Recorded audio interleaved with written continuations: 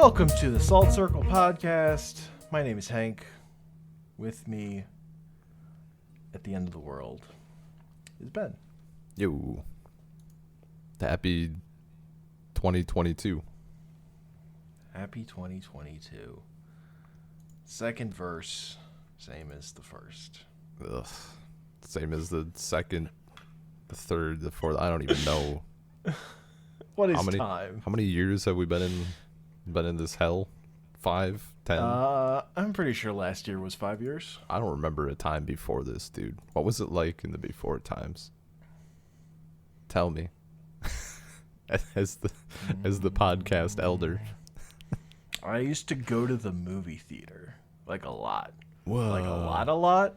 Did you need QR codes to get in? Did you have to social distance? Nope.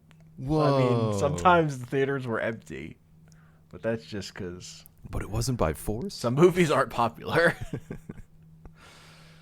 God. Yeah, so another year. Another... Yeah, what other way is there to remember things than talking about them on a podcast? Yeah. Before they leave our brains forever. I mean, I gotta say, 2021 regarding our podcast, like, it was pretty much a stream of nonstop bangers. Yeah, because we just did stuff that I wanted to do, mostly. I mean, yeah. I got real specific in, like, if we're going to fucking keep doing this podcast, I need to do things that I'm excited about. I had a tiny bit of input. You did. I input stuff. Yeah. Like I'm looking at what we did like first. I don't even remember this. 2020's Cold Dead Hands. That's cursed. Comics at the End of the World. That was because I wanted to do Wonder Woman Dead Earth. That's true. The Irish folklore trilogy. Like I had some input. Oh, that was a banger. Yeah, like we started out strong and it just kept going. True. I mean, Wolfwalkers is really good. From folklore trilogy to Akira to Gamera to 7 Days in Hell to Kung Fu, like just it was just nonstop. Bone, like. Oh man, we also did Bone. Right? How did that happen? How did we do Akira and Bone? The Muppet Movie Night? Like Pluto, Nutella, like it's been a fucking year, dude. It's been really good. We recorded a lot of podcasts.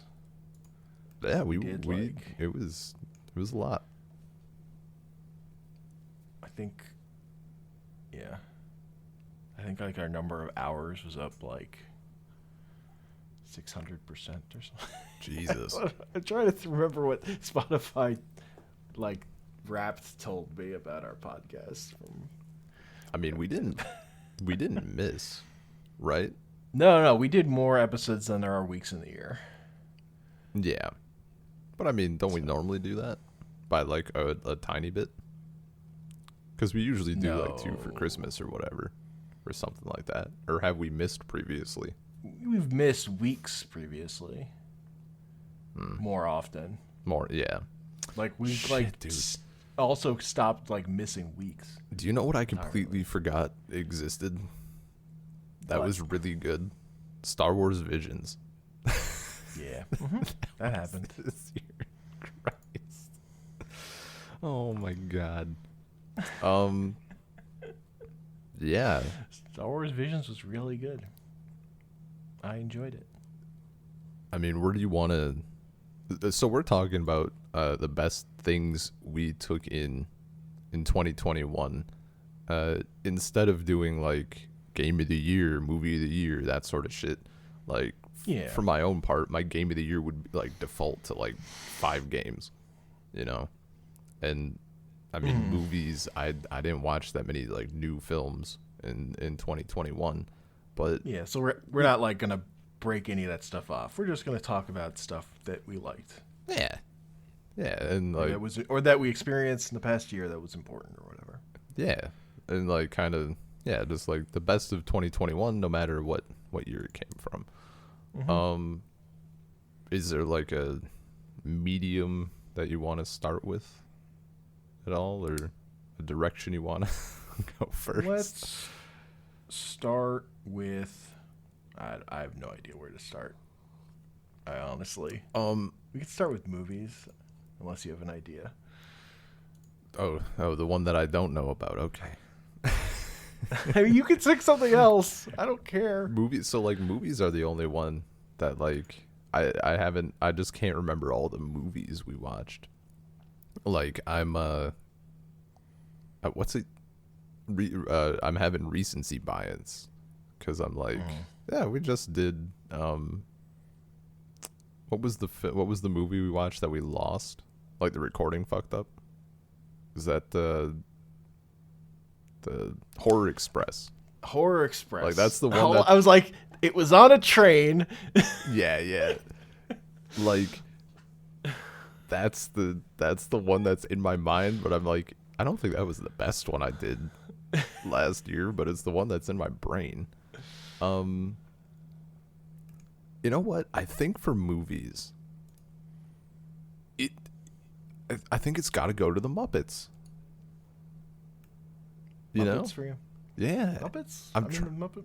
I mean, I've seen all those movies before. Well, so. yeah. 2020 for me was like just not, or 2021, the same thing. Just nonstop new things. Like I know the Muppets, obviously. I know freaking like Astro Boy, right? Akira. I know of these things. I just hadn't taken any of them in. And I'm like the Muppet movie was solid. Like I still, even now, I'm like, you know, it's a little grade day, a little down. I'm like, the Muppet movie would be pretty nice. Pretty nice pick me up. Yeah, they're good. Those Gamera movies. Gamera, I just fucking love. Gamera is really fucking good. I mean, yeah, like Kung Fu Hustle was that's one of my fucking favorites. Great. Godzilla vs Kong, it's good, but my like as a film, I don't know that it would be like up there, right? No, those human characters are so fucking bad. They're so bad, but like it's the only film I've seen in a theater in like the last 4 years. So like going to see it on the big screen and like me losing my shit while Anya and her brother rooted for the wrong character was a good time. That's fair. But yeah, it's for me, it's I don't know. For me, that movie exists so that the person who created the video where they just replaced the music and sound effects with sound effects and music from old Godzilla movies. That shit was amazing. That's so good. It's a great edit, dude. It was the song from one of the Mecha Godzilla movies. So yeah, that fight. Oh, it's great. Just having the old sound effects too. That made that so much better. Yeah. That's actually what that movie needed. Turns out those sounds are just amazing. Absolutely. Like maybe the suits are less important than just this music and sound effects being amazing. The music is huge. I don't know. Yeah. I mean, it's like, especially with the sound effects, like doing Ultra Q, and that rock monster makes the Godzilla noise, and as it happens, your soul, you just like fall back in your chair, and you're like disoriented. Like, where the fuck am I? What's going on? What was your best film? So the film that was new to me, Yeah. that mattered the most is not one we talked on the podcast, because it's the fourth Evangelion Rebuild movie. Oh. And that's like tied up in a lot of stuff for me. So, because I don't even like the the other rebuild movies that much. Like the first one's fine because it's still basically just true to the show, just shorter. And then the second and third one I actively disliked. But the fourth one kind of brought it together and found an ending for that series. Gotcha. And it's like super unnecessary. Like everything that they've made after the end of the TV show has been super unnecessary, but the end of the TV show is like only an emotional catharsis and not a plot catharsis. Okay. So they like people complained about it. People are dumb about it or whatever. Well, But naturally. I like the end of the show. And then they made a plot. There's the end of Ava movie, which is like a hateful ending. It's like, oh, you wanted to see the plot ending? Here, fuck you. Oh. Get fucked. Like opens with fucking Shinji masturbating over Asuka's unconscious body. Like it's fucking rough. Jesus. Like they spend time showing the like death threats that Ano got in the mail after the end of the show. Just like God. showing those on screen. That's You know, cursed as shit. I kind of like that movie too, but it's a hateful movie, I would say. So like this is like, can you find an end for Evangelion that for plot stuff that's happy or whatever? Yeah, yeah. It's not like miserable. And I thought it succeeded. Okay. It did. It was fun enough that when they introduced the imaginary angel or the imaginary Evangelion, I was like, that's great, thanks. Instead of just being annoyed because it's like, this is bad and I hate everything. Whatever. And that movie ends with no more Evangelions, which is just, yes, no more, please. Please, no more. So that one's pretty specific to a thing that just hit me right. Yeah, man. Sometimes it's all it takes. Yeah. I feel like eventually we're gonna do Ava on the show, and I'm trying to stop it. I mean, That's how I feel. There's so many other things though. There are so many other things. other It's things. true. I even It's like. true. No, I won't. But it's kind of like anime Watchmen in a lot of ways. So Well, that just makes it sound good. I like it. You're trying to stop it. You're trying to stop it, and here you are selling me on it. Exactly. That's what I'm saying. I mean, no, like on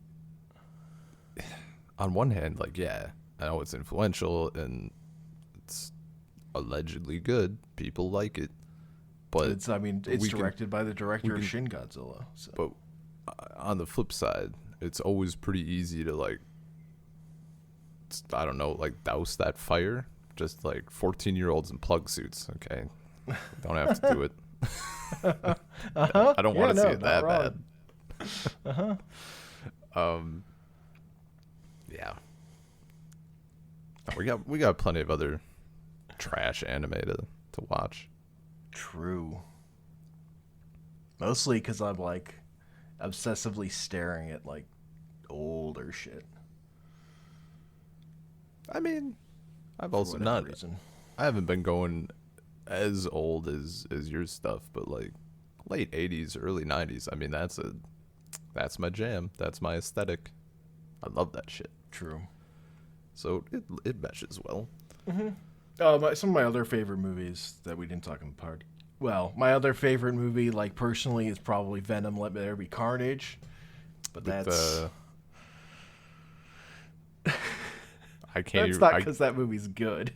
I was gonna make a joke about who plays Carnage, and I can't even remember. It's Woody Harrelson, right? Yes. And I called him Owen Wilson. I forgot which way it went. That's you got it. Same thing. I mean, maybe they shouldn't be doing impressions of each other all the time. in everything they do. Yeah, the other good movies we didn't talk about podcasts.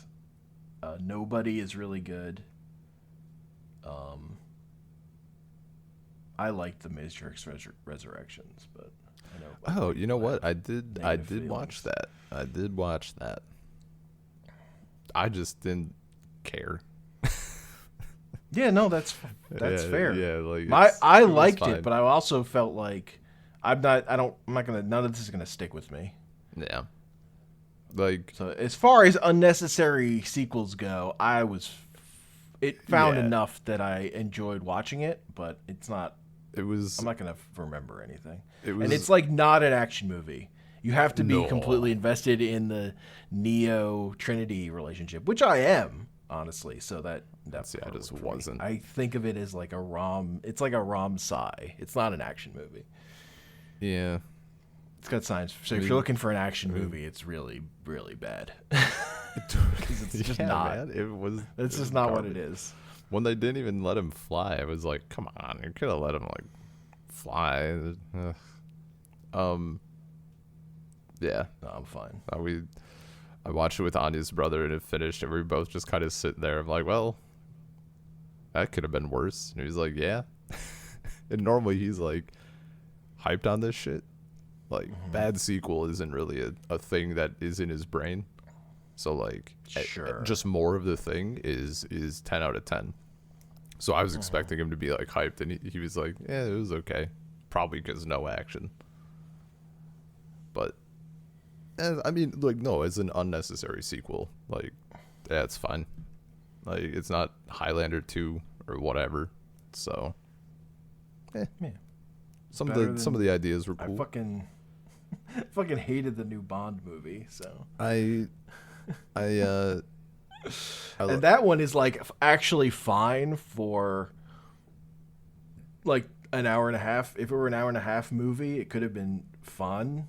But it's like 2 hours and 40 or something. dude, And it's way too long. people are losing sight of Godzilla time. It's true.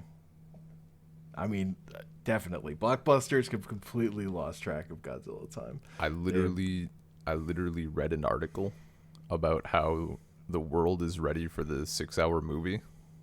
And I'm like, I mean, That's implying we're not like if it's on streaming and it's just a mini series, I guess. well, yeah.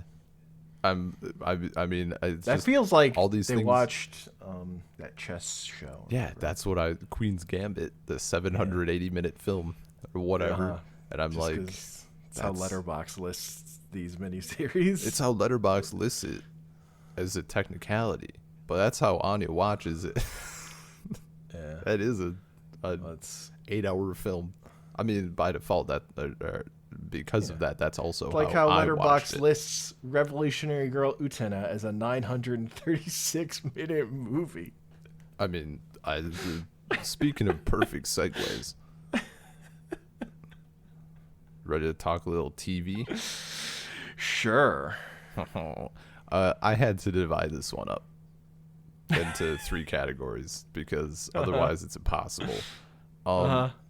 So we got anime, we got Western cartoon, and we got live action. Sure. I mean, anime is going to fucking Utena. Like, I mean, I'm not gonna argue. That's if it didn't, I don't know where else it would go. Like, up there for my favorite show. like, I haven't done a ton of anime this year, so it's like, I mean, we did that, It's- and we did Singular Point, and we did Turn it's A. it's Singular Point, it's Turn A, it's Utena, it's that sumo anime, or it's Demon Slayer. And it probably goes Utena, Turn A, Demon Slayer, Okay. but Utena by like a long shot. But I was thinking about it the other day, and I was like, because immediately, like without thinking at all, it's like snap decision, it's Utena. But in my head, like, I find myself thinking about Turn A more, and I think it's because like Utena was such an experience, right?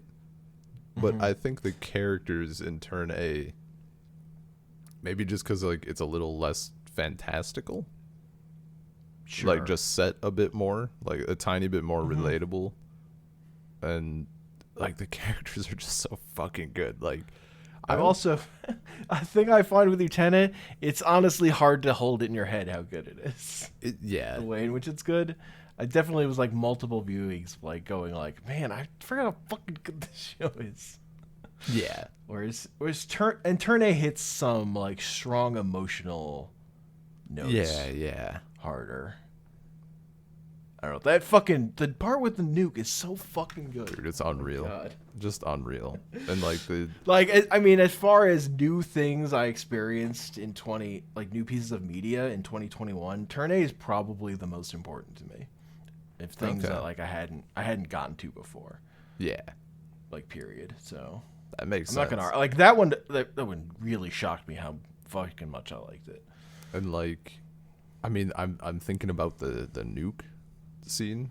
I'm thinking about. I mean, like primarily like just going through, and it's kind of like the example that I've latched onto for the show is just like how good the characters are and how they go through all of their stuff and how they change. Like Sochi is just great watching that. Yeah. And then like at the end, like just crushing.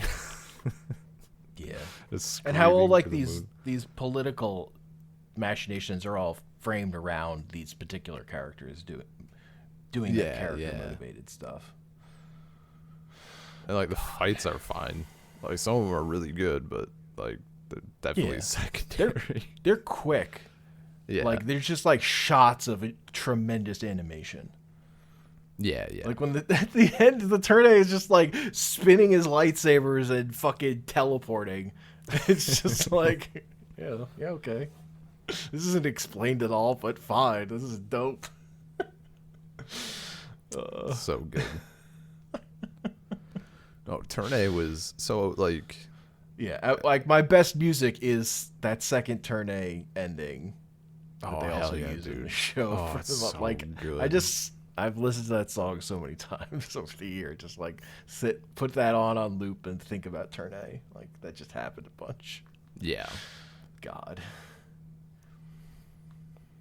Man. No, I like Utena was the better in the moment experience, but like as far as thinking about stuff, like Turn A is just to another level. It's really fucking good. I'll also say this was my favorite. I would like the Utena movie the most this time watching it. Okay. Like I feel like I've been soft on that movie previously. It's just kind of being not as good as the show or whatever and being very silly, but I just enjoyed it more. I think I was in the right frame of mind for watching it this time and stuff, knowing what it is. Yeah, I could see that. And I had a knowing great time. how it's a different thing from what the show is. I'm It's just way more adolescent I was just and like emotional. I was amused with how bad I got baited. It was very funny. You were like, I need your live reaction. I'm like, okay, like the kiss is really fucking good. Like I could see why you wanted this reaction. That was not what you were looking forward to. Nope. Never in a fucking billion years, in a million 2020s would I ever have come close to guessing what was gonna fucking No, happen. you can't guess. Oh, it's so wild. It doesn't hit unless you've watched that whole show. Oh yeah, And then you watch totally. that movie and you're like, wait, what? What's Just happening now? unbelievable. Oh, it's so good. It's great shit. No, I had a very, very good time with that film.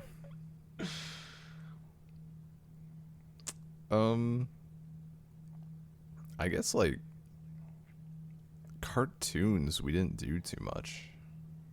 And I didn't do too much, honestly.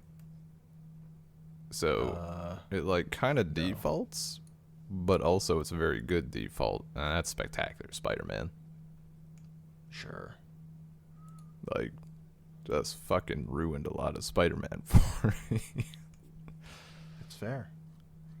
I mean, when I watched that show, I was like, all right, throw those fucking Sam Raimi movies in the garbage. And then I saw Spider-Verse, and I'm like, okay, Spectacular Spider-Man could go in the garbage too. That's fine. I'm going to hold on to it, but it could go.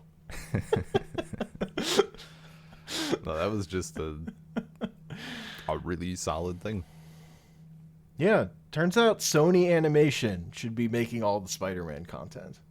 Yeah, they're better at it. Did we even do literally any other cartoons? I don't think so. No, because I didn't make you watch Arcane, which is my favorite Make me watch it. I'm gonna get to it. Western animation. Well, I didn't like push you to watch it. I mean, you don't need to. Come on. We both know that if you say Ben podcast, I just ask what I'm watching. Just give me the link. Yeah. I don't. Yeah, no. Arcane is really, really good. I'm also gonna do a podcast with Paul on it at some point because he liked it a lot. I'm gonna watch Arcane, but there's so much fucking anime that I want to get to, and also for some of it, if I don't get to it, it's never gonna happen. That window's closed. And Arcane is like the first season of what's gonna be an ongoing thing, so there's no rush, I would say. Yeah, it's really good though. I was really impressed. Yeah, dude, I thought it was... I didn't expect anything, because it's like CG animation and it's the League anime, and the Dota anime was pretty boring. I didn't even like make it through a whole episode of that. Hearing it described and like seeing it, I was like, okay, like it'll probably just be average, and then every single person who's watched it has been like, it's good. Okay, yeah. Damn. Even though it has that terrible Imagine Dragons song for the opening. Oh shit, I didn't know that. Like, which one? Yeah. Do you know the It was like for Arcane. It was like a new one. Oh, okay. They sung it at the Game Awards, I think. Wow. But it's like, it's one of those songs where it's like the first time I'm like, what's this Imagine Dragons knockoff thing? And then the second episode I'm like, oh no, this is Imagine Dragons. They are literally a parody of themselves. Oh no. And then the more you hear it, the more you come to hate it. Great. It like gets worse every time you hear it. And the worst part is that they use it in the show. Unreal. That's the worst part about it. But yeah, I mean, if that's that show thing, also has really good characters, and it positions them along this political conflict very well, and stuff happens. It's sounds familiar. I don't. I guess Star Wars Visions. What is that? We get does it count as anime or Western cartoon? No. We get a cool subcategory, which is like shorts, animated shorts. Animated shorts, sure. Like Animatrix type shit, an anthology thing. Yeah, perfect. And the best animated anthology goes to Star Wars Visions. Nice. That was great shit. Yeah. That I mean, for me, the one that sticks out is like that first episode was still just like it hit at a moment when I was like kind of wanting to do some more Kurosawa stuff, and I saw that and I was like, yeah, okay, well, that urge satisfied, I guess. Should we read that book that's out based on that first one? I have not. No, I was saying, should we? Oh, should we? For the podcast. So. I mean,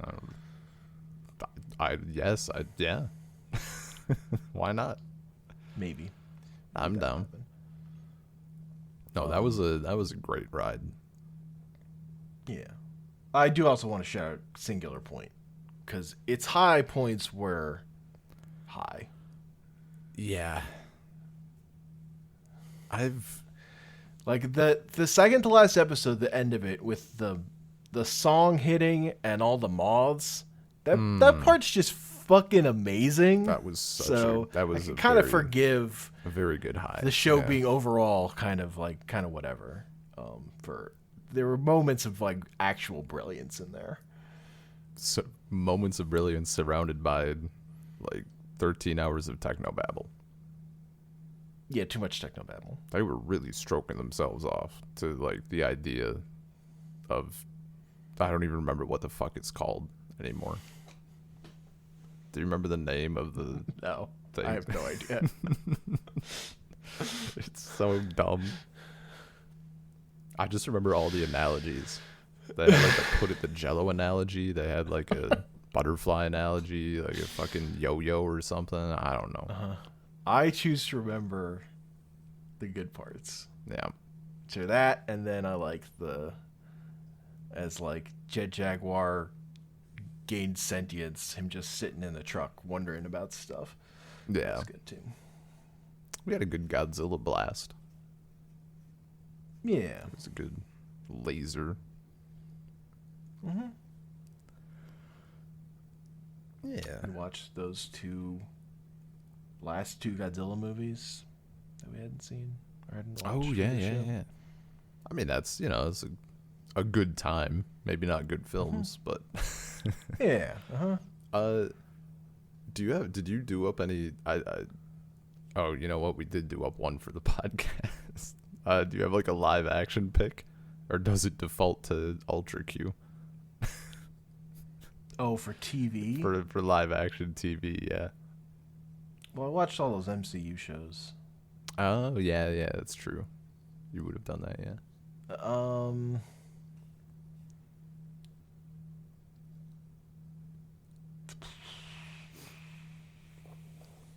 It's hard to say what my favorite live action thing is. I'll probably think about Ultra Q the most in the future. Hawkeye probably gave me the most in the moment joy, just because it has one of my favorite characters in it, Kate Bishop. Okay. Loki was pretty good too. Yeah.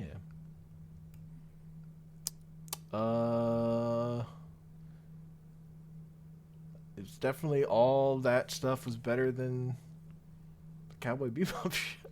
Oh fuck, right. I watched Cowboy Bebop live action. Did you ever did you see like how the ending went down or anything like that? Did you get that plot? Nope. Do you want a quick little Oh, fill-in? actually, now I've looked at a list. I've now remembered what my actual answer for live action is. It's Squid Game. Oh, right. Yeah, that was. Even that though was I the don't series really one. like the end of that show, that show's just really good. Good ride. It's like for like 5 episodes, it's fucking great. Or maybe 5.5. I don't know. Nice. Yeah. Okay. It kind of falls apart at the end, but Yeah, I forgot Squid Game was a thing. That's like recent too. Yeah, it's a good one. Oh my god. I'll spoil you on Bebop because I know you're dying to know. We get to our like church stained glass fight scene, right? mm-hmm. Fight between Fearless Oh, and man. Vicious. Gun, sword. Mm-hmm. I remember episode 5 of the anime. Julia shoots Vicious. And she wants to rule the syndicate, and then she shoots Spike. And he goes out the window. Is that how the season ends? That's how the season fucking ends, dude. Well, that's how that show ends, because they're not making to make more. Well, they were definitely planning on making more. Yeah. But now, well, technically, that is how that show ends. So Spike is fucking bleeding out, and then we get really unnecessary, shitty kid Edward going, Spike, Spike, Yeah. wake up. Curse, just a fucking curse, and it was fine. You know what? I actually like accepting it for what it was. It was like fine, and then they just fucking they torpedoed it.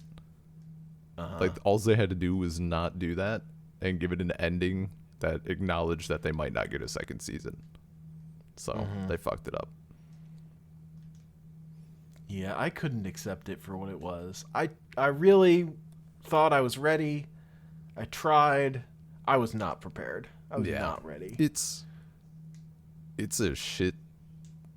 Like watching it, I was like, I came to the idea that like this is a really shit adaptation, but as a thing where they just take like the names and the settings and shit and completely redo them, it's pretty okay. Especially like Jet is real good. I hated that shit with his Oh, with his having a kid, daughter but like, in the first I mean, episode. fine, but like as a character, like that dude nailed it. Like he Sure. was really good as Jet. Uh-huh. Whatever they Uh-huh. did to his character, fine. But Yeah. he crushed the role. I also can't get over all the fucking the Dutch angles shit. Oh yeah. Cause that's not how Cowboy Bebop looks.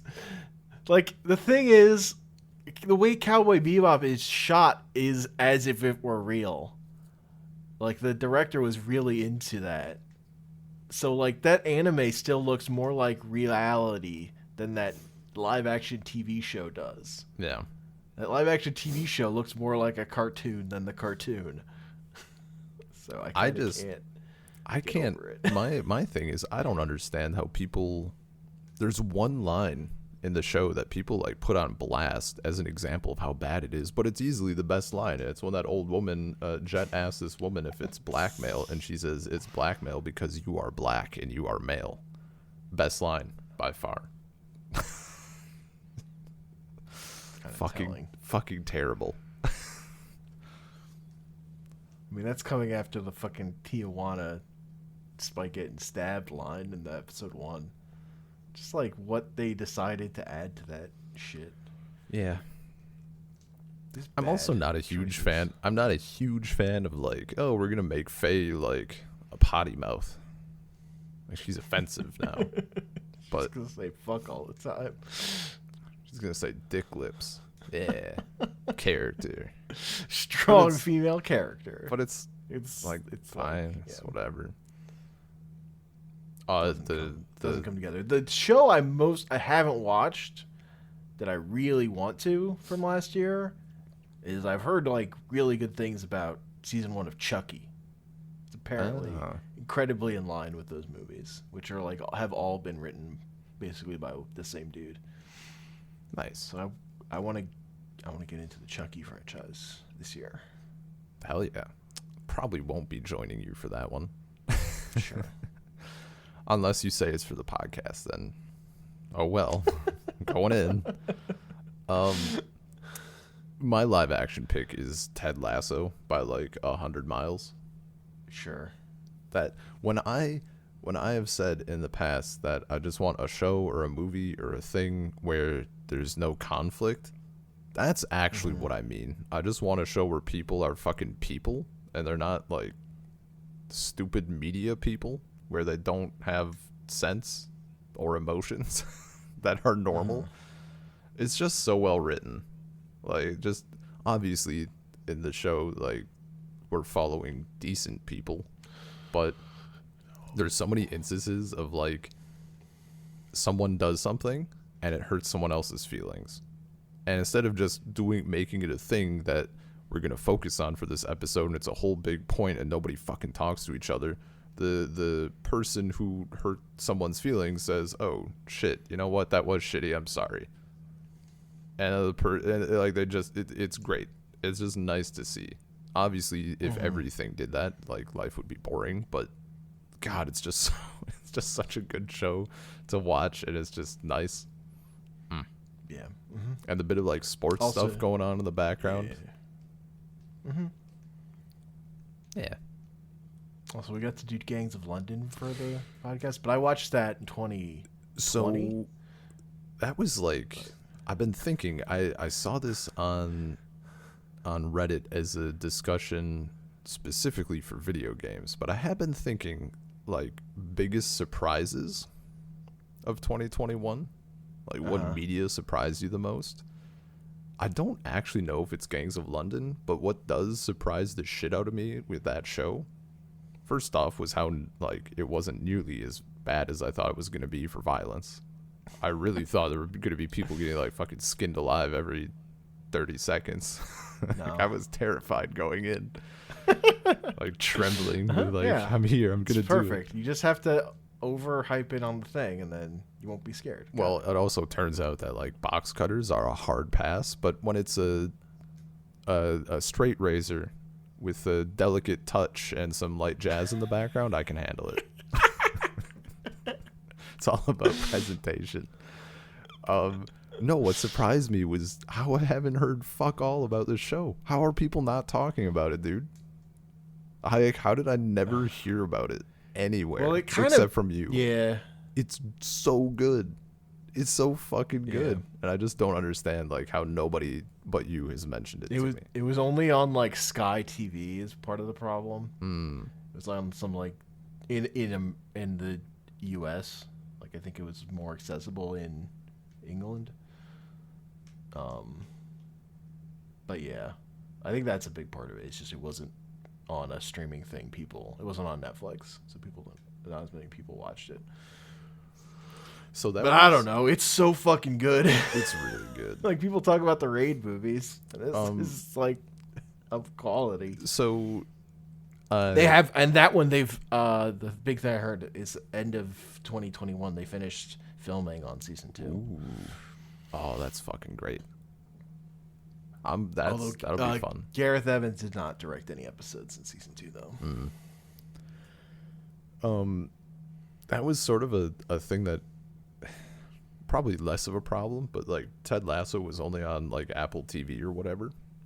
Yeah. And obviously Apple is still going to be like somewhat popular just because Apple. And Apple's been giving away Apple TV with all their phones. Oh, okay. Yeah, That's like it. a big But- thing for why it's but- turned around. I think like as far as I know, I think Ted Lasso is like the first thing of note. You know, like Amazon has pulled a couple of shows that people have cared about. Netflix obviously has its originals that have done. I mean, they have good ones at least, but like I think this was like Apple TV's like first thing that really made waves. So before that, I've definitely seen some people who are like, yeah, I didn't hear about Ted Lasso because like I don't give a shit about Apple TV. But this thing has made me realize like, oh, well, I'll pay attention now, I guess, just in case. Yeah.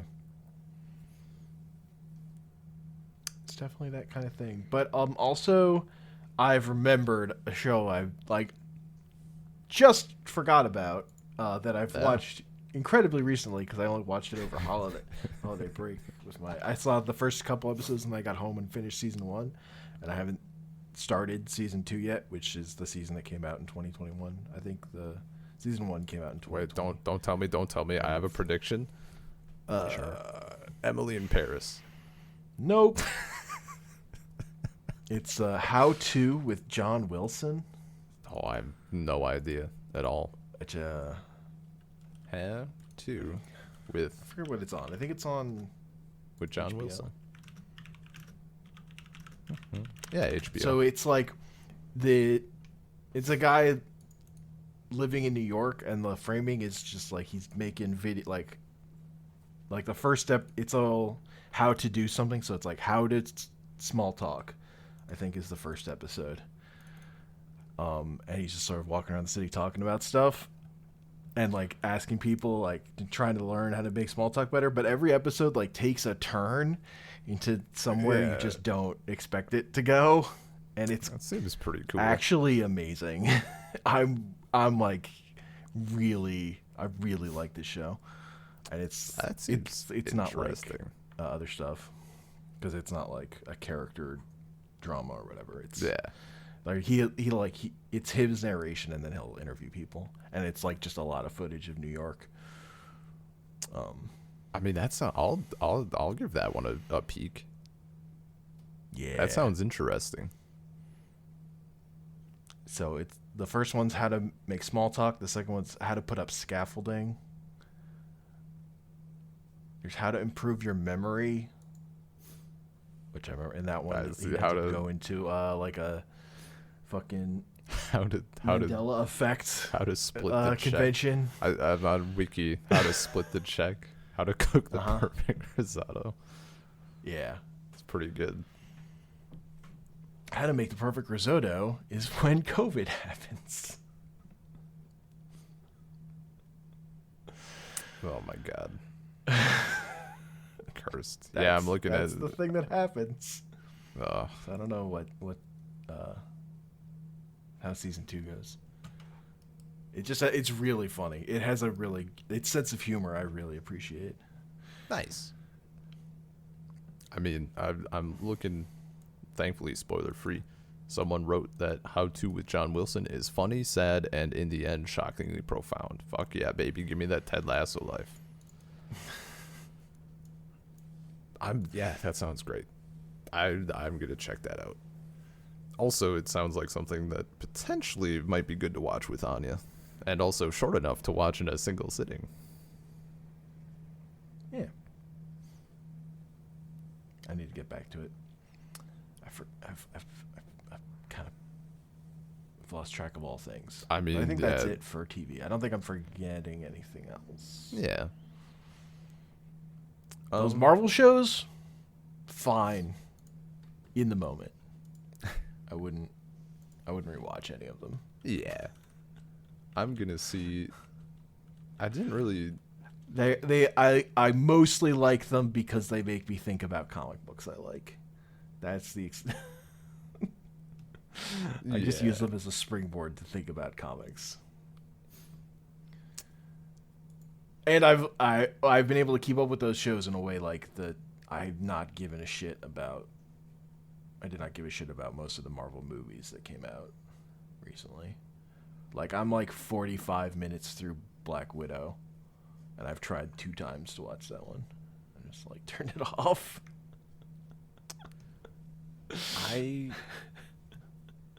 Yeah. I mean, that's just all Marvel for me. Though, Well, you're the one who's like now been enlisted into watching all of them, right? I mean, watching them, with someone Yeah, sure. is palatable. Sure. I was confused as I mean, that is fuck. how I watched all those Marvel movies in the theater, was going with someone. Took a hot minute to figure out what the hell was up with Incredible Hulk. I didn't know that there was an actor change. Oh, So yeah. I'm like, what's going on here? Is this the right one? But yeah. It sounds like Edward Norton was kind of a pain in the ass to deal with. I mean, it kind of read that way, yeah, when I was looking up what happened. But whatever. So it goes. I mean, so I don't really think I have anything for this one, but I mean, I know you do. I just don't know if it'll be what I think it is. You got any books? You got any top books? Oh, top books. I know you read at least one really good one. Which one? Beowulf, baby. Beowulf, yeah. Beowulf is really good. I had a really good time That doing whole and episode doing that was episode. fun. I learned so Beowulf. much about terrible movies. About how nobody can do Beowulf without having Hrothgar fuck Grendel's mom. It's what you got to do. What if I mean, the way you avoid it is you don't have Grendel's mom as a character. What if Then you can skip it. What if Then Hrothgar- Grendel rapes a woman and has a kid with her. Ugh. Just fucking cursed as hell. Like, I guess, did I read? Honestly, though, the thing I think about the most is that fucking documentary about making Beowulf and Grendel. Oh, yeah. Just like, man, people who make movies, fucking liars. Fucking scammers. Man. Making this movie was a mistake. I'm trying to think. I cannot remember, and I can't find it. I forget if I read the Maria Donova Heatley translation for the first time in 2021. If I did, I don't think that's true. I don't think that is. I feel like you've told me about it before this year. yeah, I knew it existed, but I just can't remember when I actually got around to like doing it. What And else I know there we was. did Slaughterhouse 5 for the podcast too. That's right. That's right. Oh, you know what? It's for me. Then it's definitely Slaughterhouse 5. There was another book that I had read, but it was like on the edge of 2020 to the point where I can't remember. I was talking about it in December. I was talking about getting it in December, but I think I read it in like January. Sure. But no, Slaughterhouse 5 easily. Yeah, that's a good call. For new book I read. Yeah. It's really good. God, that was fucking... And the comic. Oh, Yeah. that's that was such what I a gave good my ad. mom for Christmas. Was that Nice. That's such a good... I think about the ending a lot. Just the Putuit. Very, very good. Man, the movie fucks that up. That's where it ends. Christ. The movie is a wild trip.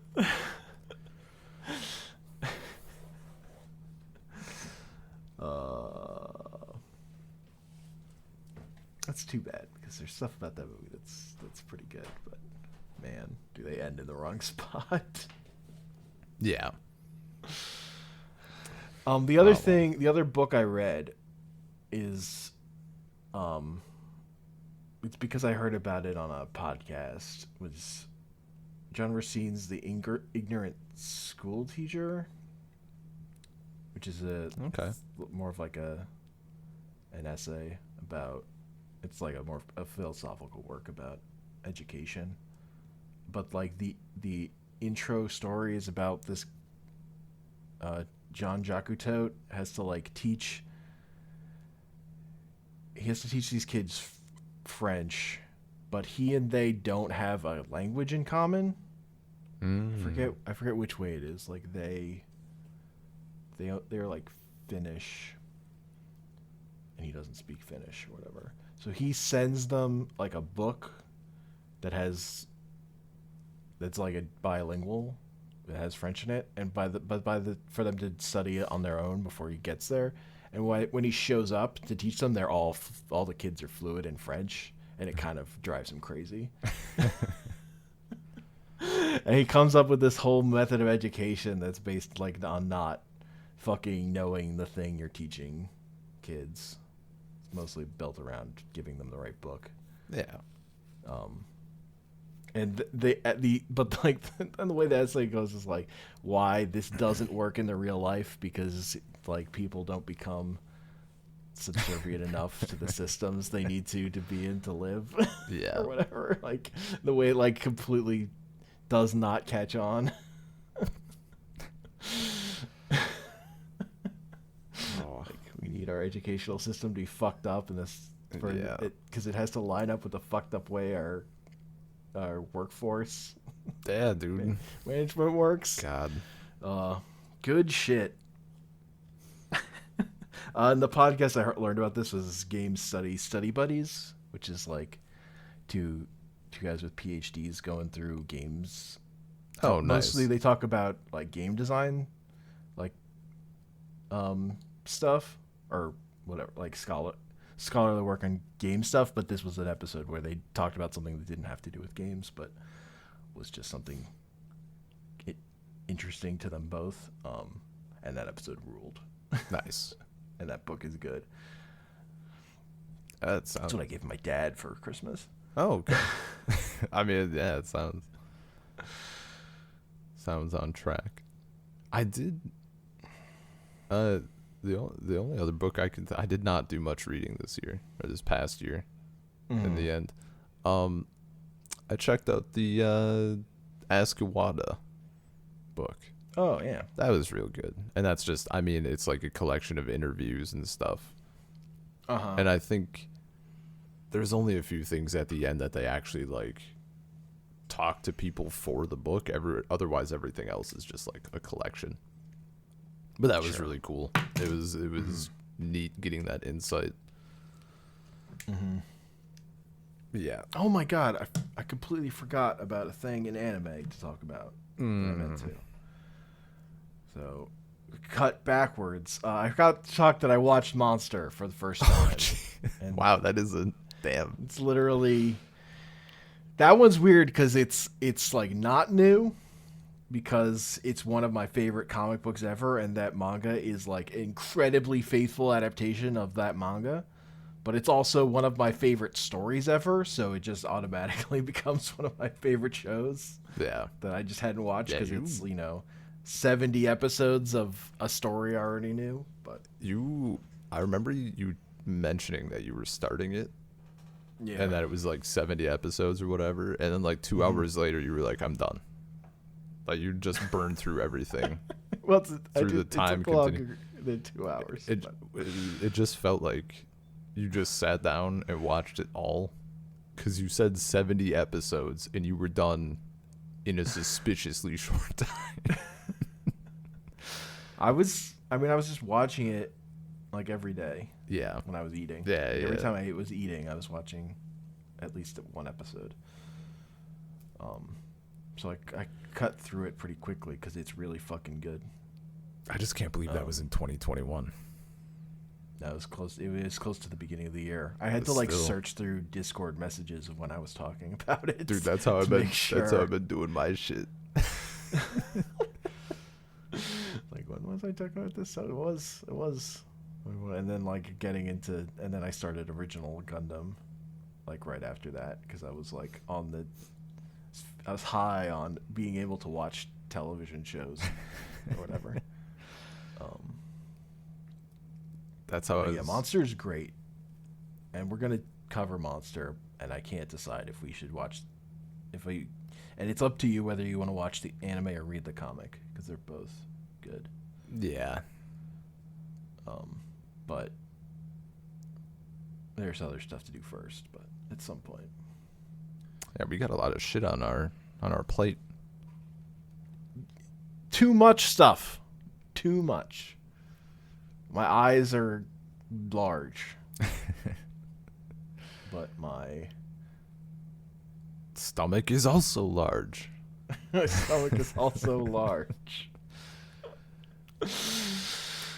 Anyway. I mean, so I wanted to talk briefly about the separated into two sections, manga and comics. Sure. Manga for me, a little bit defaulted, is Pluto. Again. But not Akira? It's Pluto, dude. Okay. Akira was really fucking good, but like Pluto just few things make me run the full gambit of emotions, you know. Then Pluto's my favorite comic. You don't need to tell me. It just like, damn, that was good shit. That is just tasty. Like, yeah. That was a great read. Not gonna argue that one. That one's, it's like, I mean, all his works are up there for me. Like Monster is also right there. Mm-hmm. And I love Akira, but Pluto is the one I settle on the most often for favorite. Yeah, that was. I mean, like Akira. You know what? Akira has to take a third place, and this might be recency bias, but Junji Ito stuff fucking hit. Fair. I was like in the perfect mood for it. It's the sort of shit I think about Spiral fucking constantly. That comes up so often. Or like even I watched bits of it. Don't Look Up. Have you seen anything? Do you know what it's about? Roughly. Not really. An asteroid is gonna hit Earth and like extinct all life on the planet. Definitely not an analogy for climate change impending. And all of the billionaires and politicians are satirically you know, not caring about the problem and trying to profit off it and all that shit. Infuriating to watch when that has been your hell for the last 5 years. So there's this thing, and I'm thinking to myself, I'm like, man, like the end of the world is approaching. There's a large object ready to impact the Earth. The asteroid didn't even have a fucking tongue. Didn't even have a face. Like, what are we doing? Just give that thing a tongue, man. Come on, what are you doing? So like, Like, at least be as good as Majora's Mask and give it a face. Yeah, right. Come on. No, so I'm like noticing that, or like sometimes there'll be a little thing, and I'm like, oh shit, is this a Spiral reference? It's probably not, but I'm gonna turn it into one. That comic is so fucking good. Spiral was incredibly good. What a good ride. Yeah, as far as new comics, it's the Junji Ito stuff for me, because I had not. And the cat one is really just unbelievable. Oh, the cat one, just unreal. it's like the thing I love, like just applying all these horror tropes to just the mundane, his normal life. And that's one of the few. God, that really hits me. Like, that's incredibly my humor. Every single thing, like you just mentioned all these things, like, oh, I'm getting this and getting that. I read all of them, and then I just like kept going. Like I've burned through so many of those, and it's just bangers. It's so good. And I was really impressed by how faithful his Frankenstein was. Dude, it's incredibly good. I mean, as I said, like I wanted to do Beowulf now. I want to see that Junji Ito Grendel. True. The crown jewel of my Beowulf collection. It would be great. It would be great. I had to look back. Is there any other manga first that you want to toss out there? Maybe. The thing is, I've been like dipping my toe into stuff. Mm-hmm. So I don't know that I'm like deep enough in anything yet. Yeah.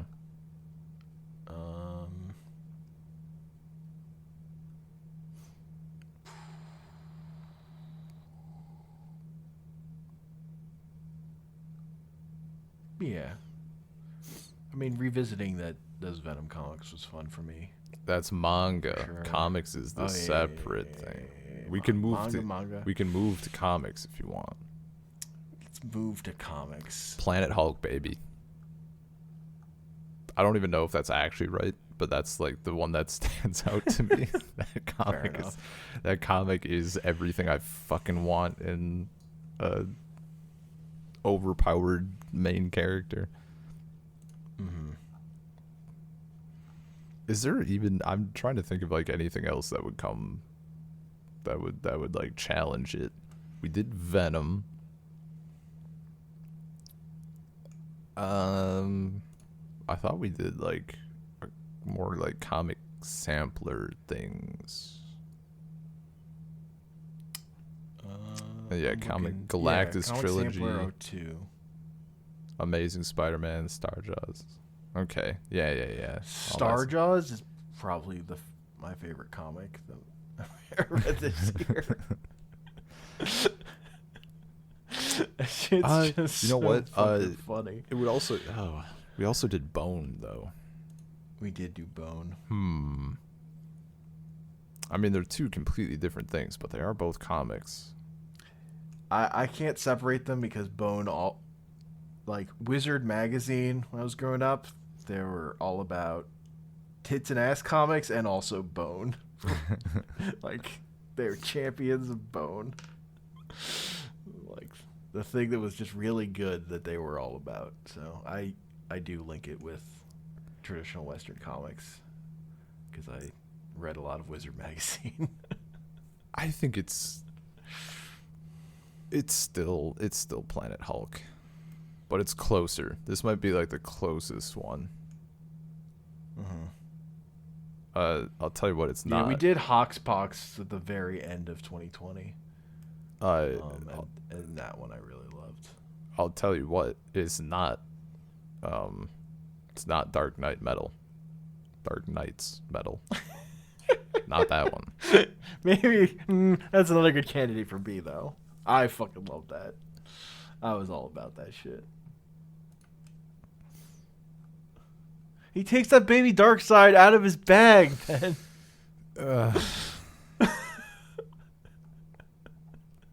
They're all a little metal. They're all a little metal. I was so hyped for that cold open where they're like fighting Voltron or whatever the fuck, and it's just weird, and then it just gets totally ignored, and I'm like, well, it's gonna be one of those comics, I guess, for the podcast. That was you taking a hit for the team, because I just wanted. It was still like fun to. It's a good story. So there I was, balls deep in Dark Knight's metal. No idea what's going on. Planet Hulk, though, kind of ruined Hulk for me, honestly, because I've just applied that Hulk, what I want him to be, to MCU Hulk, and I'm like, these guys don't even fucking know. They don't even know. They don't know. I don't know. I've seen Hulk be stronger in comics. And we haven't put it in the fucking docket, bud. I can't believe you've seen him be stronger and you haven't like thrown together a. It's like tied into Onslaught shit. I don't give a fuck. Fine, we'll get to Hulk, who's just like can control the weather. Just like give me no context overpowered Hulk, who is already overpowered. But I don't know. I mean, I think overpowered, but maybe not deployed necessarily in the way you want him to be deployed is the thing. Yeah. Though. Well, the thing about Planet Hulk is it's such a tight story too. Yeah. Well, I was gonna say, like, I love the overpowered character and shit, but also the ending wasn't like annoying, you know. Mm-hmm. I love the way everything managed to resolve. Like we took care of Hulk being a fucking unstoppable force in a way that made sense. Yeah. So that helped a lot. Yeah. We did World War Hulk, right? I believe so. Yeah.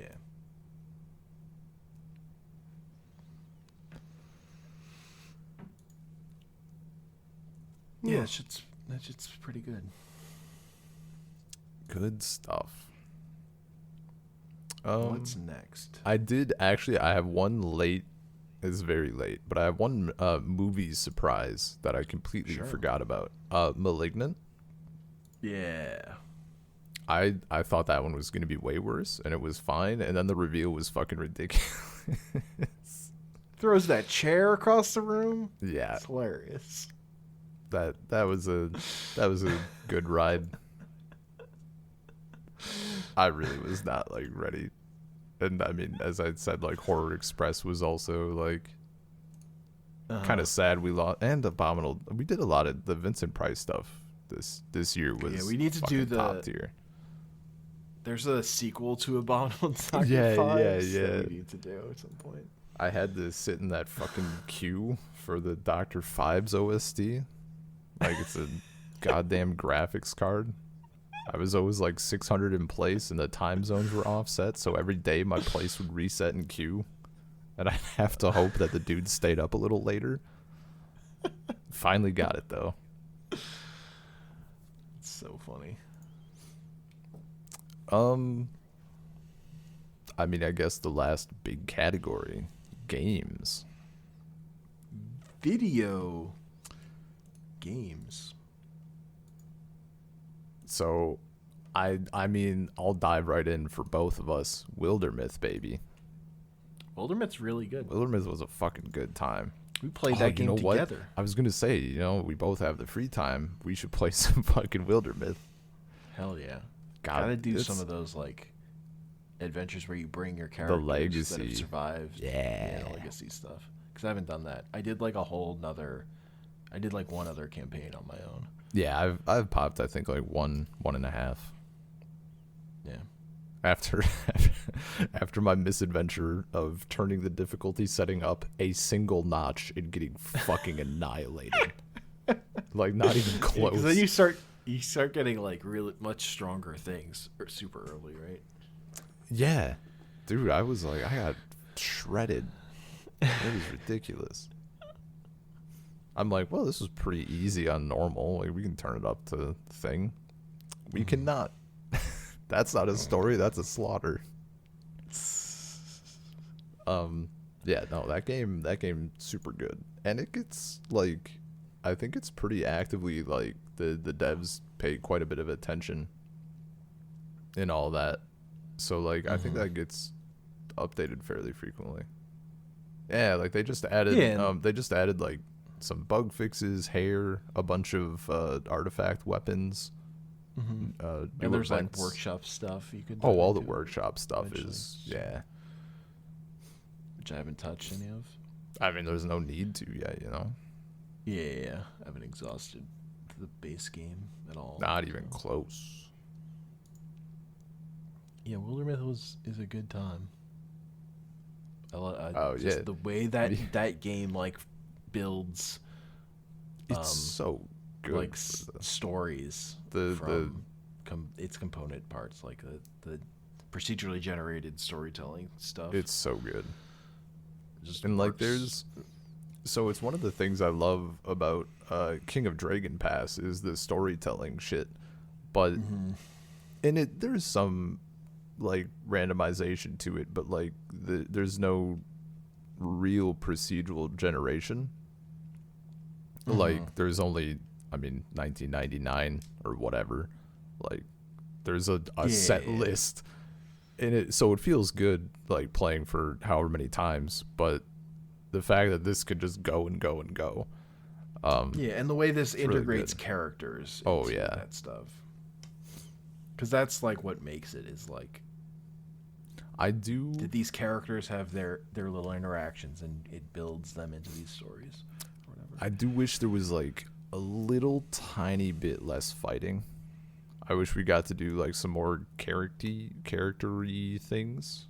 Sure. That weren't like before or after battle, but like that's a very minor complaint, especially when like playing with like us playing was great because you're good at the tactics. I actually looked, I have 12.1 hours and you have 12.2, so we're like exactly the same amount. And that's very fun. It says 12.1 on my end. That's funny. Oh, that's great. Perfect. Yeah, we must have done literally, just the regular campaign each and then playing with each other. That's funny. That's a great game though. Yeah, and the way it handles multiplayer. Oh, the multiplayer is surprisingly good. I thought it was going to be a nightmare. Or at least convoluted. Like when going back to when we tried to play Heroes of Might and Magic multiplayer, and like it's super good when you can all move at the same time, and then as soon as it hit, like we have to wait for people's turns. It was like, this takes too long. Yeah. Like simultaneous multiplayer, any way turn-based games can figure out how to do that, that's the thing you have to do, because that makes the experience, that like is the only way those games are playable anymore, really. Yeah. No, it handled that very well. I never felt like I was being held back or anything, or like waiting too long. Yeah. And like we've said previously, like the fact that like, oh, if I'm being pokey because I'm bad, like you can just move the other characters, and by the time you've gone through the other 8 people, I'll have like moved my guy once. And it times out like well. Figured out what you want to do with the magic using character who's way more complicated than everyone else. Yeah, was like the big thing, because the magic users have like so many things they can do on any given turn. I mean, it's not even like, in some cases, it's not even like, oh, what will get the best result? It's like, do I want to fuck this guy up with a rock or with blowing up a bench? Exactly. you just have so many possibilities of what item in this room you're gonna fucking infuse. I know. I'll light him on fire. Dude, lighting like hopping fire from like a torch to an enemy is so good. It's very fun. So yeah, that's a good time. that was a big one. And one of the few like collaborative experiences I've had, like diving into a game. Like there's multiplayer stuff like Halo Infinite, but that's a totally different multiplayer, right? Yeah. I mean, I don't know. It's not like that different than a Back for Blood or whatever. Yeah, but I didn't do that. Fair. Playing with people is just that never happens anymore. I mean, my big one from last year is Forza 5. And I don't even really give a shit about racing. Like, it's fine. It's nice that I'm good at it, but being able to tune your car is something I like. It's the sort of thing I want in like any game. Like being able to just grab a car and the upgrades you put into it, the way you tune it, like all of this shit, and it's like completely your own. And like obviously, yeah, if you just want to race, you can just download a tune and just dive in or just race the stock car or whatever. But I love customization like that. I wish I would like to see it in other genres a little more so. But it's hard finding the perfect overlap of like you can turn this into anything you want even if it looks like the same on the surface, and also like you're good at this game. Like Tarkov has a lot of gun customization. That's not the same at all. Like you don't get that same experience. And also that game is just good. Like Horizon stuff is fun as always. Yeah, I messed with it and did not get into literally any of the customization stuff. And had a good time.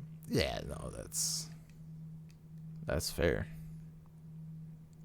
And that's why that game can be so popular, right? It's because it's just fun for people. Yeah, because you don't need stuff.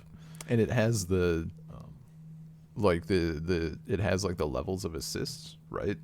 Because like normally if you upgrade your car and you don't do any tuning, it's just completely fucked.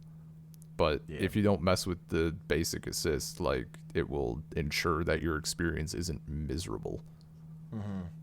I also like the thing it does of like you're just winning a race. It's like, hey, you want us to turn up the difficulty a little bit? I'm like, yeah, sure. I mean, that's good until you lose like once and it's like, ooh, you suck ass. Maybe take it down to easy, bud. True. That's infuriating. I mean, I hate that in. I hate the golden mushroom in Mario for that reason. It's like, motherfucker, I'm not using that. And I get a fucking. If you beat the game without ever using it, you get an extra star in your fucking file. Fuck you for even putting that in. Oh my god.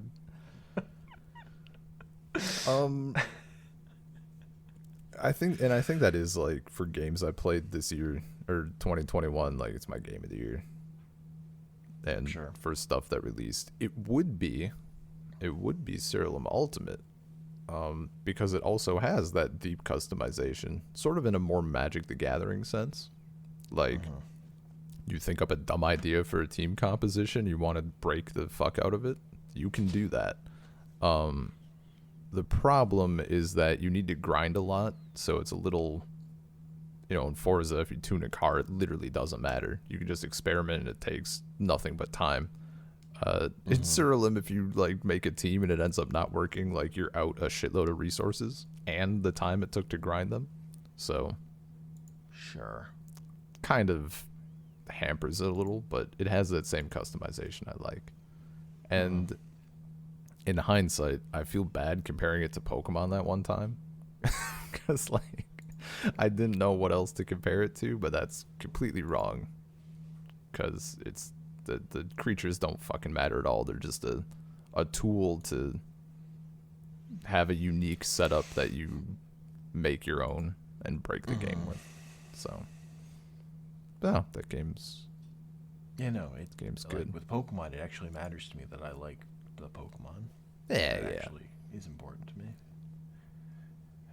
It turns out, trying to play, so if you replace Pokemon with characters from Dragon Ball, that still works. Dragon Ball Fusions, excellent game. Yeah, no, it's like here characters from Dragon Ball, and you can like fuse them together into one person, like in different combinations. That's a great kind of Pokemon game. or like something like Persona where you have like the characterization and all the stuff around it. And also the monsters are good. Yeah, they're cool. Yeah. What other games hit the past year for you? So there are two big ones. The one I would say, if like you're asking me to pick a game of the year, I think I have to give it to Inscription. I knew because of how cool that, like how the stuff that game does, and how it sort of breaks beyond what it sort of looks like from the start. Yeah, it's hard because I don't want to because you haven't played it yet, right? Yeah, I have it. It's on my list, but there's so many other things. Yeah, so I won't go. We'll talk about it later. Yeah. Once you play it, but that one was this is like the interesting video game kind of thing. Nice. That also happened to be the card game. I still haven't messed with there's a mod to do, or not a mod. It's like a beta branch on the game currently for playing like the opening mode as an endless roguelike. Oh, okay. That then like adds modifiers and stuff, like skulls for making it harder and stuff. But I haven't checked that out yet. Mm-hmm. I've been sitting on that for a while. But my other game that was just a story that I played and was a story I really got invested within and was really fun to play was Psychonauts 2. Okay. That game is just great. That's just a great video game. Dude, people, I really don't have affection for Psychonauts 1.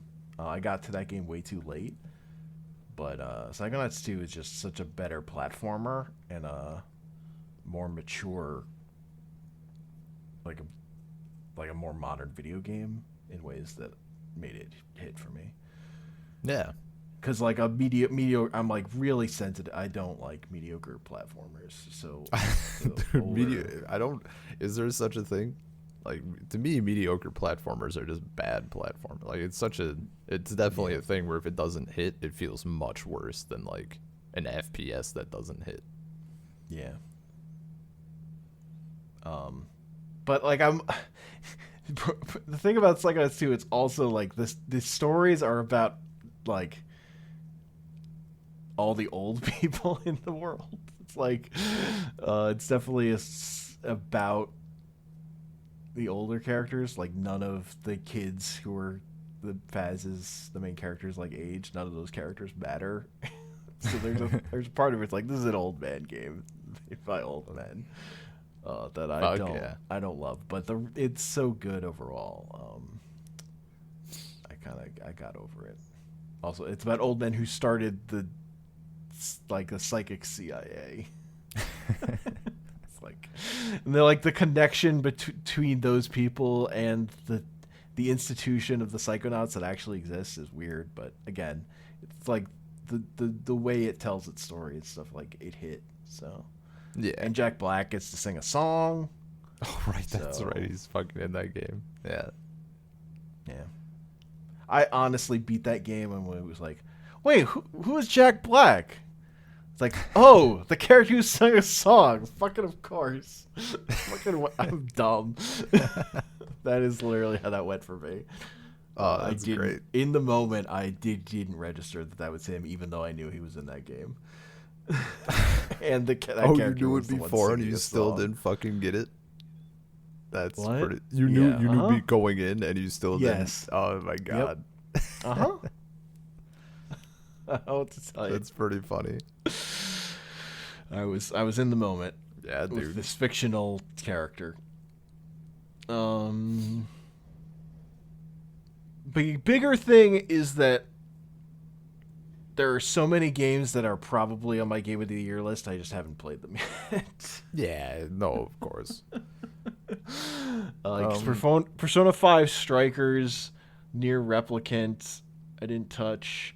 Fucking the DLC for Final Fantasy VII Remake would probably make my list once I finally play it. Guardians of the Galaxy. Those are like the games, and Neo: The World Ends with You. Those are now that I have free time. Hitman 3. Yeah. Those are games I'm gonna spend time with. So Okay. I have much gaming of 2021 ahead of me. We'll have to. I mean, we can circle back in like 2024 and do a best Game of the Year 2021 episode.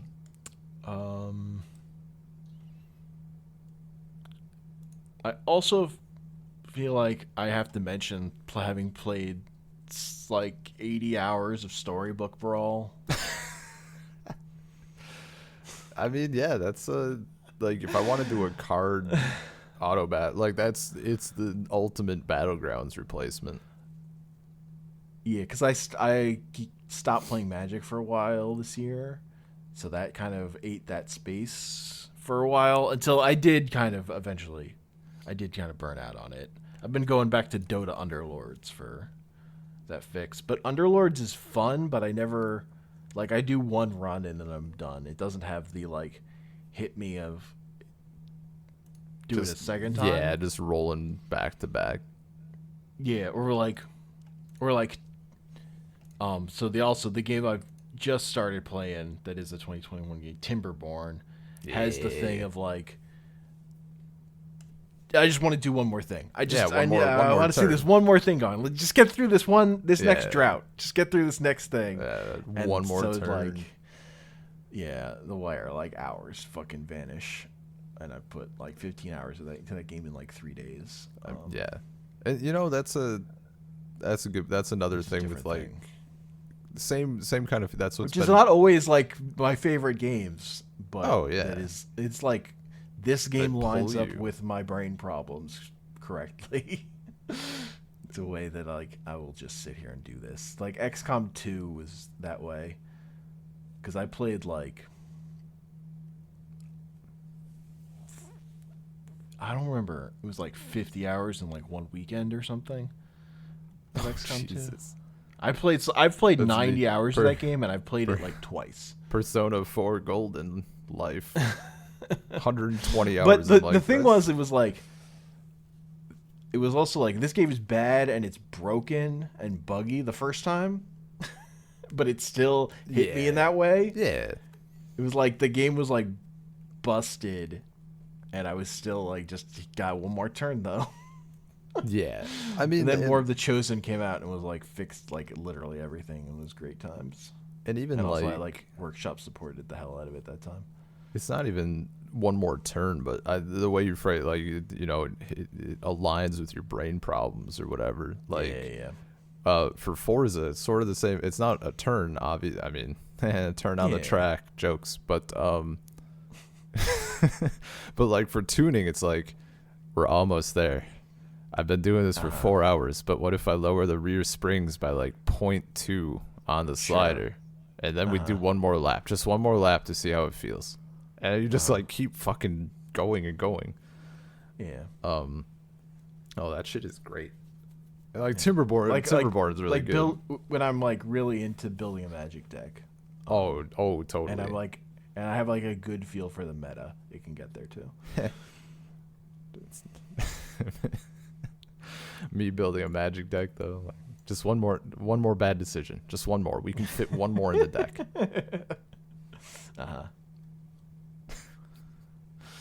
Oh, I do have a couple of like mentions for games. One of these I know you played. That's Dorfromantic.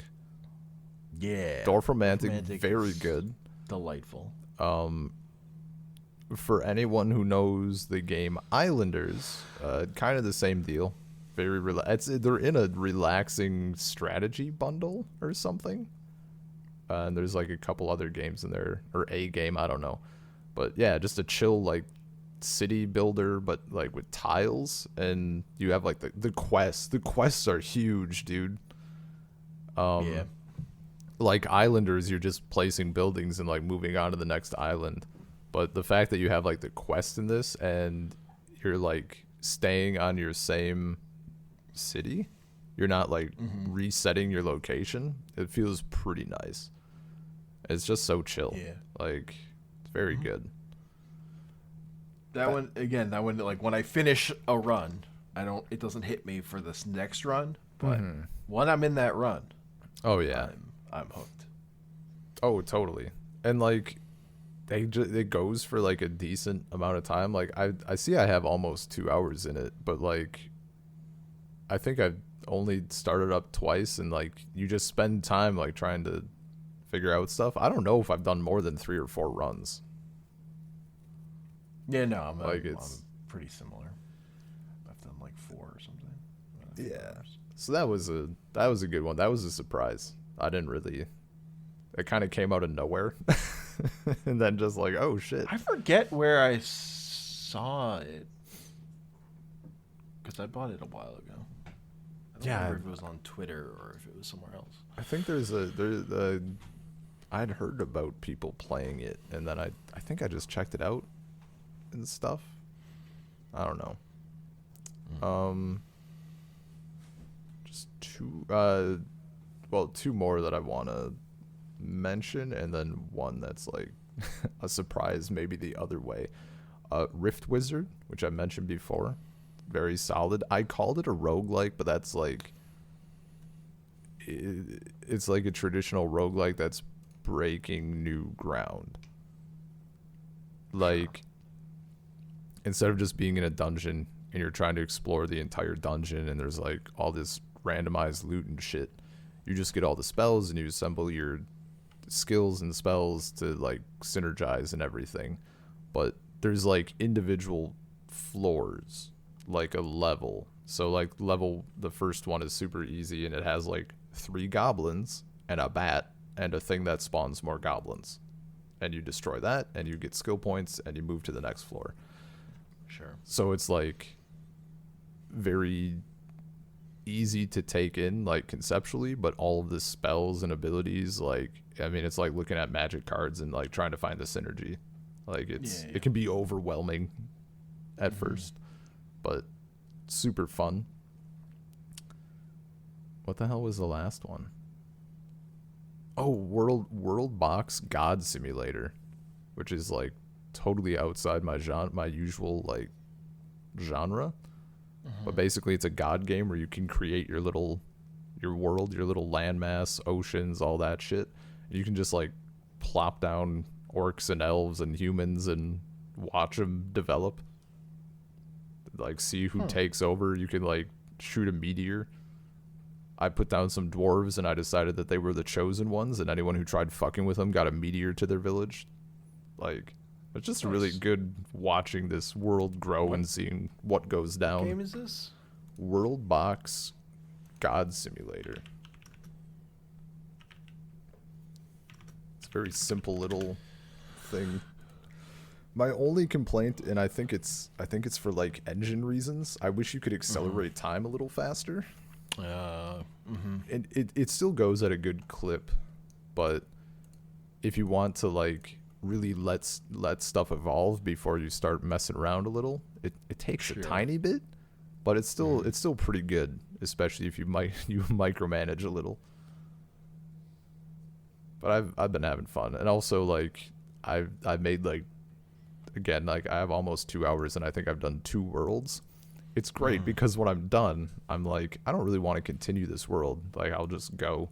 And that just means I nuke the entire planet. That I turn off the game. But that's been surprisingly fun. And I can't even think if I played another God game. Like From Dust, maybe. In like 2009 or whatever the hell it was. But, yeah.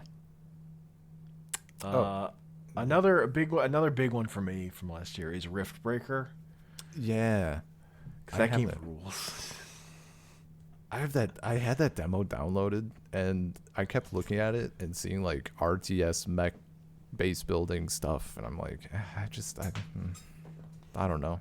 I just never got in the mood to try out the demo, but every time like you talked it up, and I was like, I kept looking at stuff. I'm like, this looks really cool. I just don't know if it'll hit. But it has like a lot. Isn't there like a shitload of stuff in it? Like there's just so many angles to like be working on at once. Yeah, because you're building up your whole city, but also you can upgrade your little mech Yeah. dude thing to fight when you fight these like Zerg hordes that come in to attack your base. It's kind of in line with like not it's a very different game, but in terms of like how it what you're kind of doing at some level, it's sort of like Timberborn in that it's like you're doing a city builder, and then also this thing happens every once in a while you have to fucking deal with. But I like mean, Riftbreaker, there are like quests and stuff, and you are again. It's like you focused on the singular character, like isometric, like top down combat stuff. yeah. But also, and also you can like teleport all around your base, and then there are like other areas you go to like on quests to get resources and stuff. Like the skill tree is fucking immense. I've like barely scratched the surface of a lot of that stuff. Actually, that's probably a little bit of it. Just haven't been like for that combining those not combining genres, but like for Timberborn, part of the appeal, aside from the fact that it's beavers, is I like combining a city builder and then like having to deal with like combat stuff. I know that technically like preparing for droughts and any disasters is like it's functionally kind of the same. You know, you have to have something that's going to challenge you. It's much lighter. Yeah, I would say, and that's kind of why I'm like more into Timberborn currently at the moment. I really the city builder with just that slight push of the survival mechanic on top of it is like primo for me. It's like because like I really love Frostpunk, but Frostpunk's a little intense. It's stressful. Where dude. just so where I am right now. It's a little much, so I kind of just wanted something a little more low key, but those light pressures on me like are way more satisfying than just if I were playing City Skylines again. Yeah. Even though the City Skylines has its nightmare is traffic. I was gonna say traffic. Bus It has to system. be traffic. Just looking at like a bus stop that's just like a block of people waiting. It's a nightmare. That's a game I played like 20 hours of in a weekend and then never touched again, basically. That sounds right. And then the other game I played like right at the start of the year, but it's technically a 2020 game. It came out like right at the end of 2020. Is Suzerain. And this is a city builder from a different end where it's really like a story, like choose your own adventure game kind of, but with like I do remember this. civ management stuff built on top of it. So it has like a set story, but you get to make big like decisions about where your government's going, like what fucking public works project you're going to work on or whatever, and they lead to different outcomes and stuff. It's neat. I don't know that it's worth playing more than once. My second playthrough, I got less out of it, even though I was trying to go a different direction, a different way. I didn't go in alpha a different way, I guess. But I wound up getting assassinated instead of dying in prison. So there's that. Sounds like you were doing a great job. Well, I lost the war, and then I was like, fuck, I'm going to fucking win this war this time. And then I didn't go to war that time, but I got assassinated.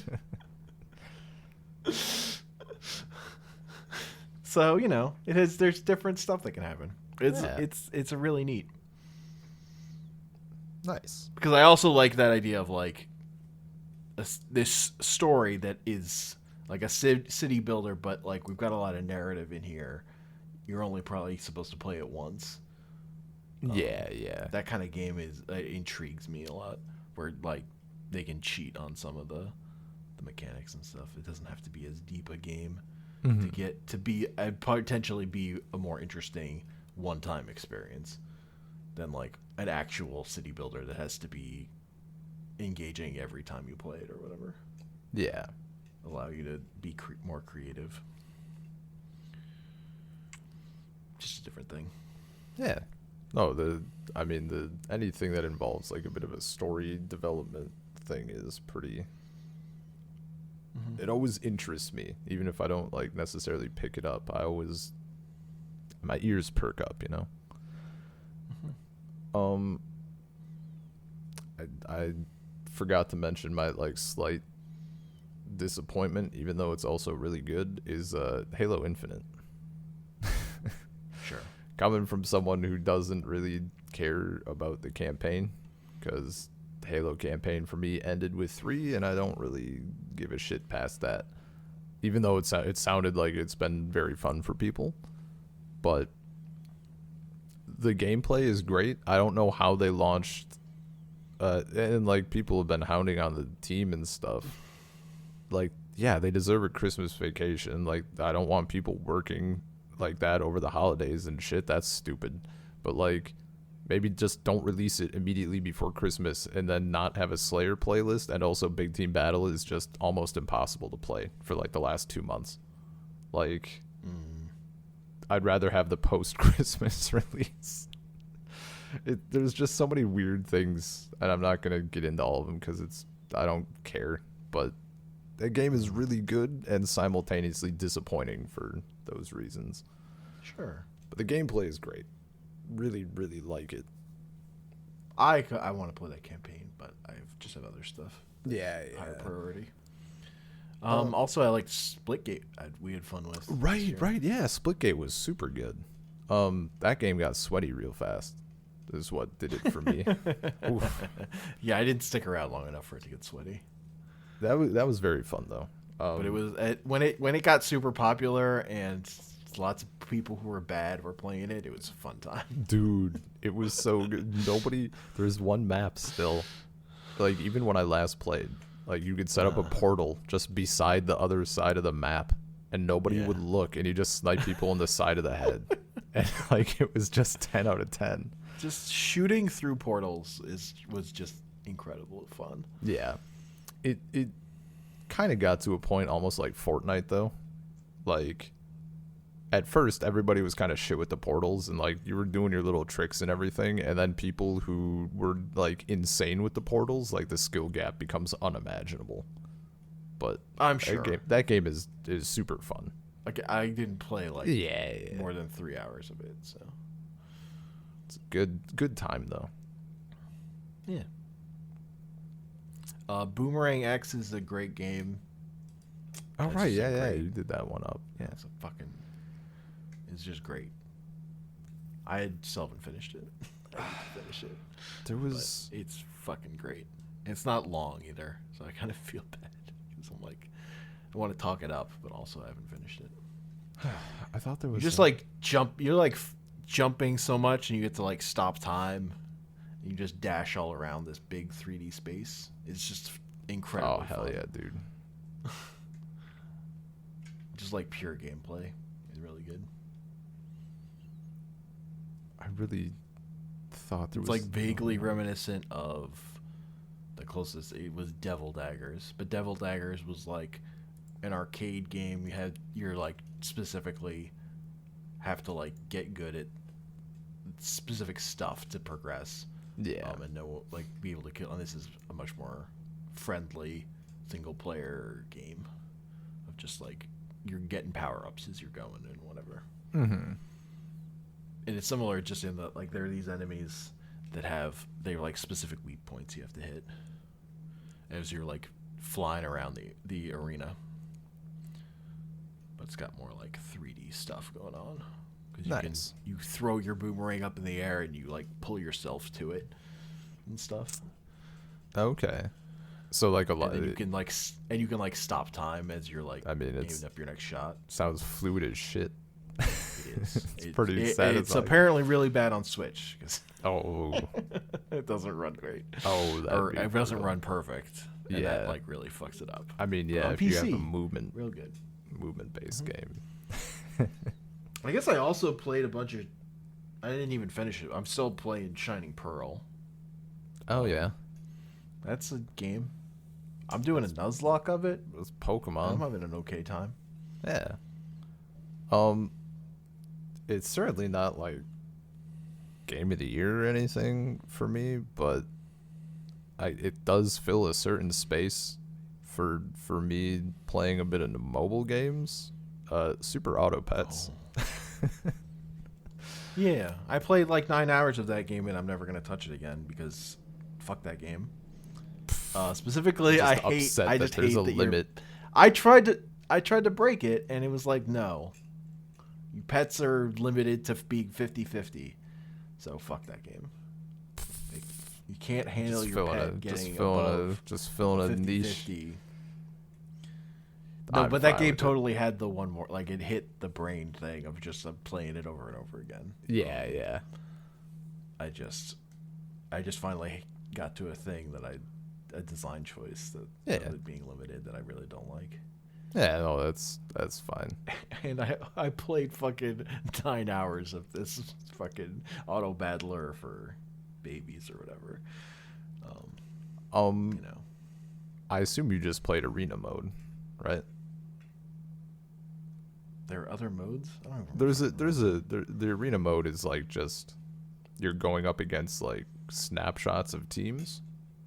And then there's like a versus mode, which is the traditional auto battler. Like you're picking from the pool, you're waiting for people to do their pick, and then your teams go against each other. Oh, you wait for people? Yeah, I didn't do the mode where you wait for people. Okay. Because part Just of what I checking. liked about it was being not having that time pressure on you. 100%. The fact that if I want to play a game, I can bang out a game in like 15 minutes instead of an hour is, and you can like set the speed. Or if you I'm can, doing something on the other screen, I can yeah, you just leave it. finish that and then yeah. Like if that I'm on my phone and like I get to my stop on the metro or whatever, I just turn it off and come back. So it definitely and like yeah, for me it's definitely the thing like, oh, I just want a little hit of auto battler while I'm on my phone. And I know that's not like your deal at all, but it definitely fills that. Because like I don't even have Storybook as an option on phone or anything. So, and I'm certainly not doing fucking Battlegrounds. Hard pass. Yeah. But it was just a thing. I never expected it to like catch me that way, or just be that good coming out of like nowhere. So, it's nice.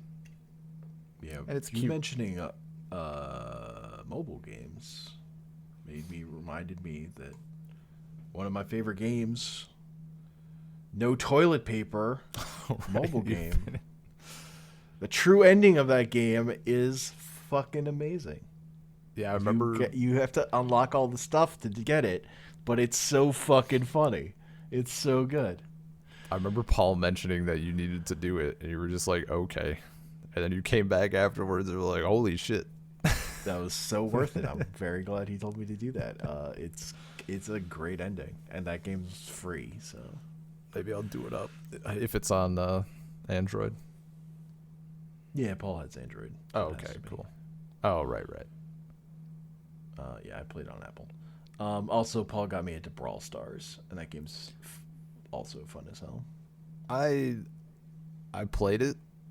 It seems like it's me and Paul did a round or two, and like it seems great, but just not something I would ever do on my own. Yeah, that's fair. I've done a little bit of it on my own. I looked at it and immediately I was like, this seems like something I would get angry at. Just dumb, but Yeah, I would never get angry at it. like throw my phone off the I don't know. balcony. Also, fucking, I win most of the time. I don't know. I mean, yeah, it must be No nice reason being to get good at mad. games. Yeah, no reason to get mad.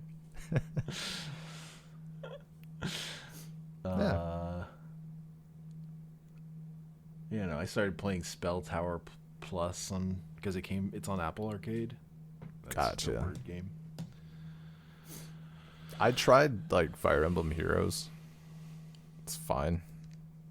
Doesn't really I mean, do much for me. I just hate any mobile game that takes forever to load up. Kind of is Yeah. like a deal breaker for me. So that's why I don't mess with that one.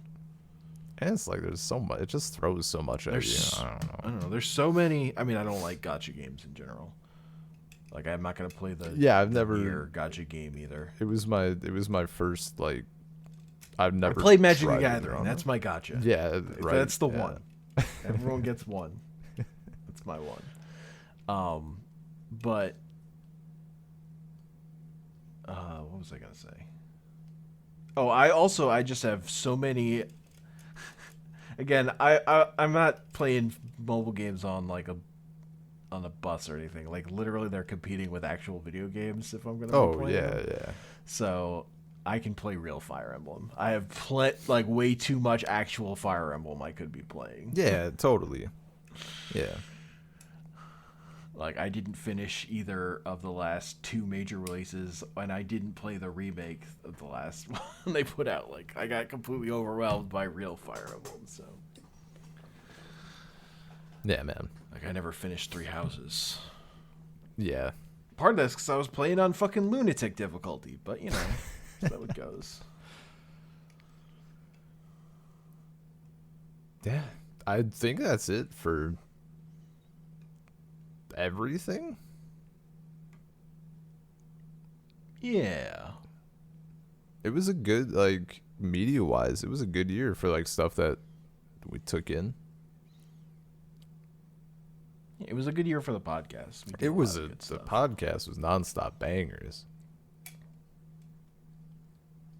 Great shit. Yeah. It just feels weird. Yep. Like, it doesn't feel like we did all of those things in the same year. No.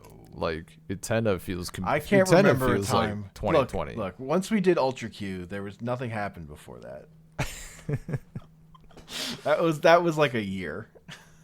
It was 28. It was only whatever many weeks. 28 divided by 4, 6.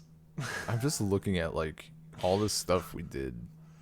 Yeah, we did like Adolescence of Etena, and then a couple weeks later. Not even.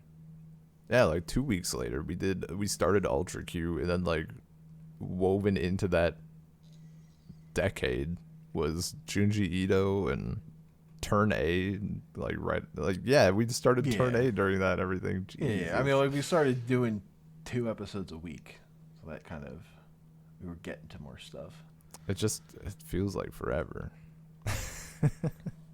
I mean, also it was 2021. Yep. So And now it's same thing coming up. 2022. Ugh. Disgusting. But I mean, not I'm looking forward to the stuff we have lined up already. We got some good shit coming. God, I hope you like Dragon Ball. I mean, it doesn't matter if I don't. I'm not gonna come in and complain. And either way, it's an experience. I just need to start. Like, there's I so need to start much of it. it. I don't give a shit. It's for the podcast, Hank. Hell yeah. And it's more importantly, we're doing the dub, so I can That's true. listen instead of having to stare. That's true. We still haven't talked about when we want to break it up for episodes, but I kind of been waiting till you start watching it. To decide I mean, that. the plan was Yeah. for me to just watch it and then talk about it. I thought. I don't think that's gonna happen. There's too much of it, dude. I'll just not tell you. I'll just act like I also want to talk about it for more. Like, I'm gonna want to talk about at least. Well, that's too bad. I'm gonna be pokey about it. I'm gonna act like I'm being pokey about it, and in reality, I'm gonna like message you in like 2 weeks. I'm gonna be like, I watched it all. It's done. I want to talk like, Dragon Ball episodes. I mean, we'll figure it out. So after like episode 9/28 is when I want to talk about it for the first time. I mean, the timing of this needs to be immaculate, because part of the problem with turn A is that the second thing, I wanted to just keep going, like I was so invested, and then when I came back for round 3, I was like a little more lukewarm on it because it had been long enough. I didn't like. Well, you don't have to. I didn't power through. So we need to just keep powering through. We need to time it so that I get to where you want to talk about stuff, but then I don't have to stop. There are more natural stopping points for Dragon Ball than there was for Turn. I mean, that makes sense. But which is what I was. Yeah, no, I've been looking forward to that. Some of the movie stuff we got lined up, like there's always more comics to do. Maybe we can do another round of Junji Ito. We got to do Ultraman at some point. Less excited for that one, but literally excited in theory. We have to do it before Shin Ultraman comes out. True. Yeah. All right. Well, it's been like almost 2 hours, so yeah, That's all 2021 is worth, right? 2 hours. I mean, arguably, yeah, we literally covered the entire year. Like, arguably, we took more time than we needed. Oh, it's good. Another year.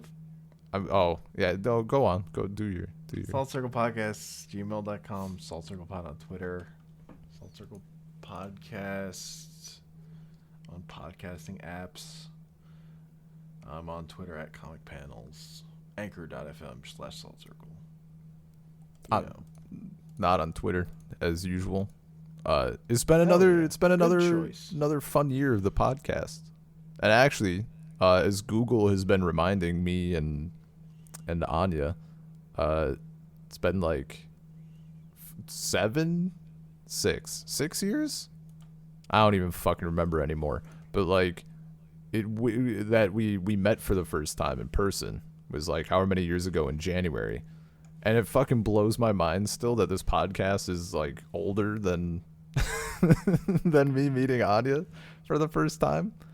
Like, it's weird to think about, but it is, and it's been a good ride. I'm looking forward to more. First episode is 2017. Hell yeah. Yeah, 2017. Okay, so like 5 years. End of 2017. 9/29/17 is what our first episode is dated. Fuck yeah, bud.